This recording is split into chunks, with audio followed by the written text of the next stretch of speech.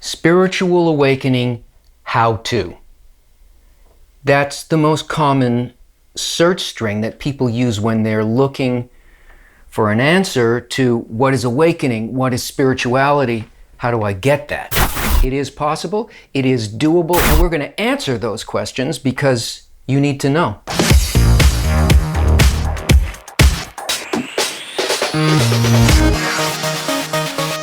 First, let's look at awakening.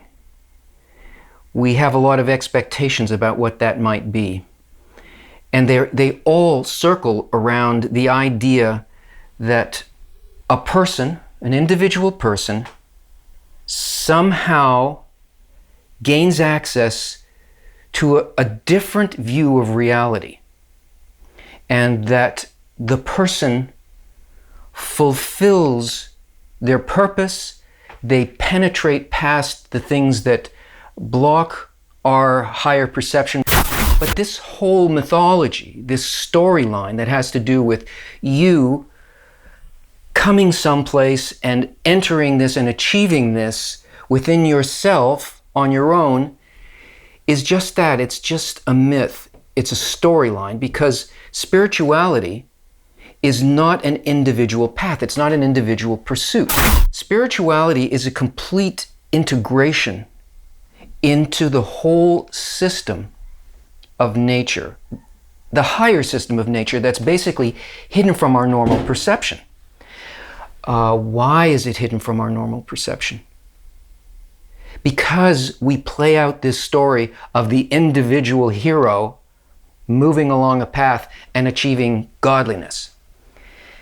Now, there is a path, there is an achievement, an awakening, but it's not done by an individual hero, because the larger picture, this thing that we call spirituality, isn't built that way. That whole idea of the egoistic achievement of the individual penetrating spirituality is all about the ego. And the essence of where we want to get to is really opposite to that.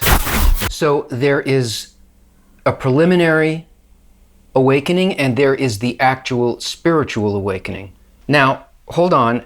There is such a thing as individual awakenings because there's this thing in us, a kind of seed of that higher hidden place.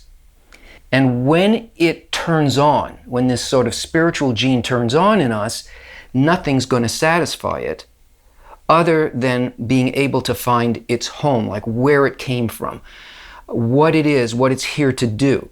And because of that, nature works with our ego in the way that it can according to our level of development. So it will give us individual experiences, individual awakenings that are like, oh, I just saw something that was so synchronous, it was fantastic. It made me feel that there was something beyond the way that I perceive. It feels like the higher force is kind of tapping us on the shoulder. Maybe it's a dream. Maybe it is a perception that we have individually. We have experiences. They can be very beautiful and they're very useful because they build our desire to keep going. We keep searching. But that's because nature is talking to us according to where we are. It's trying to get us to where it wants to take us. And it can take us through a lot of different places. These preliminary awakenings also include, for most people, involvement in different paths. You'll find something in a certain place, you'll work with it, you'll be filled with, the sensation of what you're getting from it, you'll get insights and so on, and then suddenly, boom, the bottom drops out, and that's not it. And you'll be led someplace else. It fills our ego, drives us forward, gives us a hunger, and eventually leads us to a place where we begin to understand that that very quality, the hero, is the thing that has to undergo the transformation in order to actually turn this individual awakening into an actual entry into spirituality. And spirituality is a complete holistic reality. It means that there is no individual actually on this path searching for the answer. There is a shattered part of a complete system or of a single desire, because the forces in reality are actually desires. They are desires directed by intentions. So it begins to understand that it needs to find all of those broken, shattered pieces, and instead of casting them outside of ourselves, which is what the ego does, we begin understanding that we have to change the way that we perceive to gather those things and make them as they are, which is actually within us. And we have to enter that. In other words, there's a merging between this higher giving force that connects everything and our individual piece. And at a certain point, they become similar in form. What is form? What is distance? What's at the beginning of a path? What's at the end of the path? What is that movement on the path that amounts to awakening? Qualities allow us either to enter or prevent us from entering, because in spirituality, which is the level of forces and desires, the true reality, the thing that makes something close or far is its inner quality. That is, if you love something that it loves for the same reason that it loves it, if your desire, sensation, sensibility is one and the same thing, then you are that thing. You're no longer separated from it. But how do you get to a place like that where you actually can, do away with the physical doors and awaken into a true reality? Because we are actually a collective of pieces of oneself, of one, say, person with one heart. The only way that that can happen for us, where we have a true awakening, is by learning the methodology by which we were constructed and by which we can reconstruct that reality. And Kabbalah shows us that that has to be a mutual reality. So given the tools that we have on this level, the only thing that we have in order to undo and rise above this sensation of separation is to work in an environment of people. We have to establish connections between people that reflect exactly the way that the spiritual force looks at all of, let's call it, creation. We have to come to an identical feeling towards people, towards what happens between people as it does. Because there is no and cannot be any spirituality within the individual points. There can only be spirituality and awakening to that spirituality, that is entering it between the people. What we call the Creator is actually that force, the connective force, that is common. It is the common mind, thought, and heart that connects people. So we have to find an environment with other people who also have this point in the heart, where they have been searching, where they understand that it's not individual, where they know that they have to change themselves to be able to perceive that collective life that actually exists without destroying what exists here, but to enter the spiritual quality, which means that we have to work in a type of simulator with other people who have exactly the same desire and work against all of the things that prevent us from doing that.